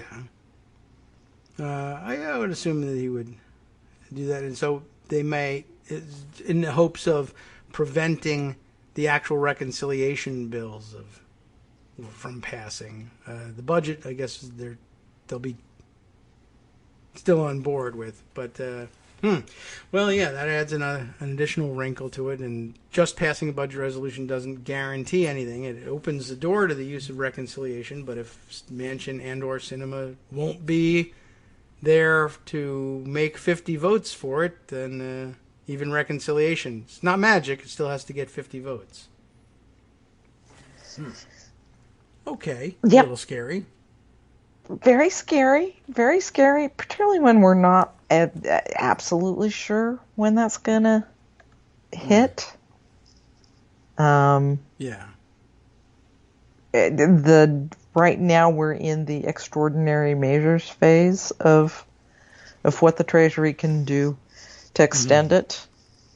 It expired at the end of July. The suspension ended at the end of July. So we are now in that period where Treasury is doing what it can to move stuff around. Well, they're extraordinary measures and whatever they can do to manipulate things. Yeah. Any coin minting being discussed? Yeah. Not yet. Oh, well, okay. Which amendment is it? 14th Amendment? Hell if I know. What is that one? The about honoring the debt obligations? Or? The debt obligation. Yeah. Lots of people have said, well, Yeah. I think it's one of Armando's theories that it's just simply not just Armando. A lot of people think that one. That's right. I mean, I'm not saying Armando's crazy.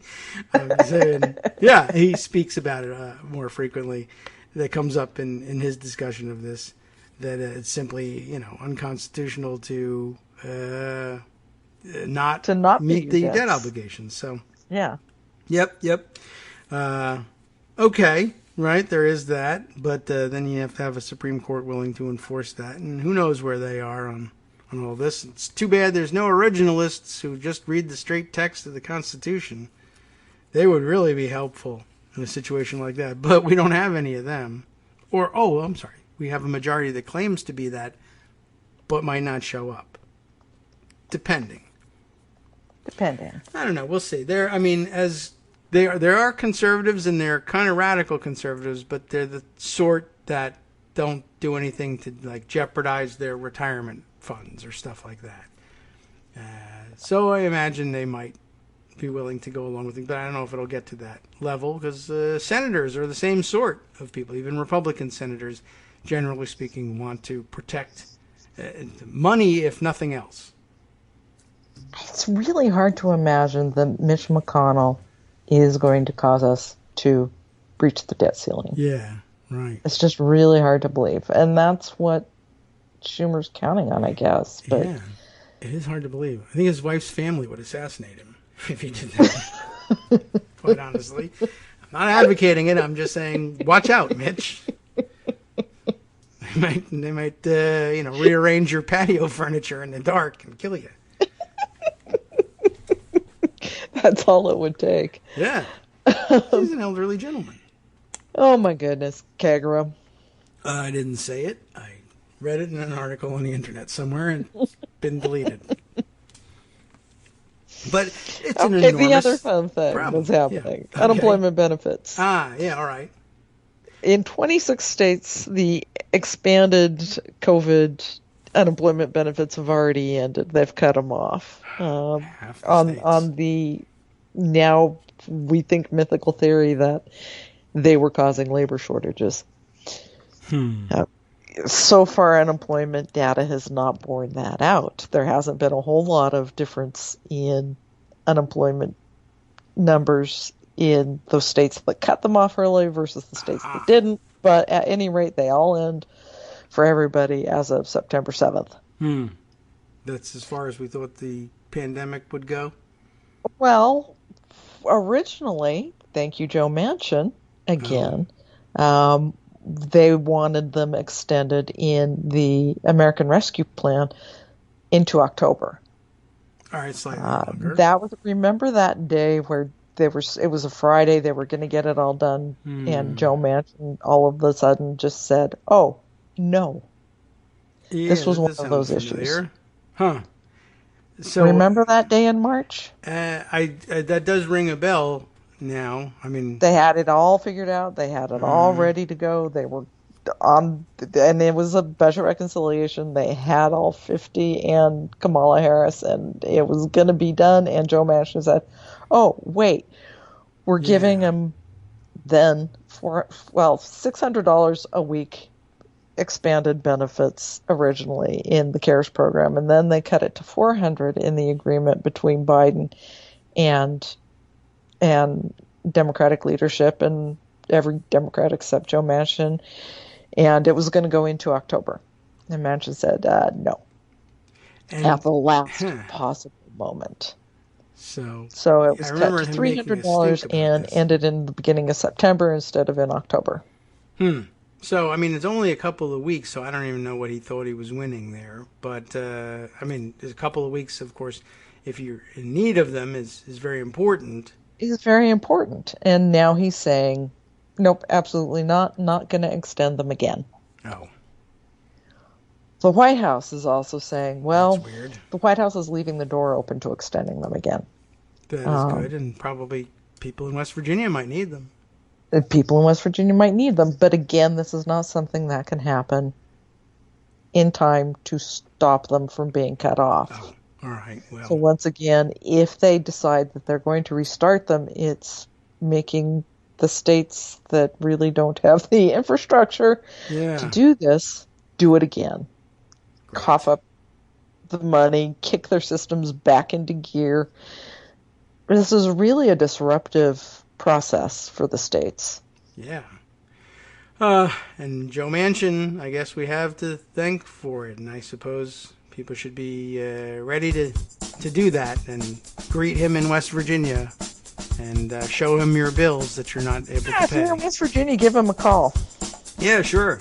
You might as well, and let him know what's going on. And of course, I have no idea exactly how they'll deal with that? Is it likely then that they will, in fact, and despite the fact that it'll cost so much to start things up again, reinstate them in one of the upcoming bills, or is it? It's not out of the realm of possibility, and I think a large part is going to depend on how much worse COVID gets. Okay. Well, particularly with schools and people, not being able to return to work because of kids at home. Yeah, and that'll happen. I mean, schools will be open, but lots of schools will just have to go into quarantine, and then people will not be able to go to work, and maybe it'll dawn on Manchin, and he'll give some paltry sum, perhaps, but maybe that would motivate him to vote to restart them, but just at some lower level that he likes for some reason. Maybe that'll be the game. Maybe we'll know more about it by next week, too. But we will. Okay, great. Well, then I'll look forward to speaking with you then. Now that I'm back on Eastern Time, I can speak Good to talk to you, and welcome back. Why, thanks very much. Thanks for coming by and helping us give a more modern spin to today's show. We're in the 21st century now. Yes. All right, well, we'll see you next week. You have been listening to Kagro in the Morning with David Waldman. Okay, it's true. Well, we did find ourselves back in our current century, and as a matter of fact, for an update on what else is happening in today's world, the West Coast Cookbook and Speakeasy on West Coast Time comes up next, and let's let Justice Putnam take you through all the modern features of modern life instead of me.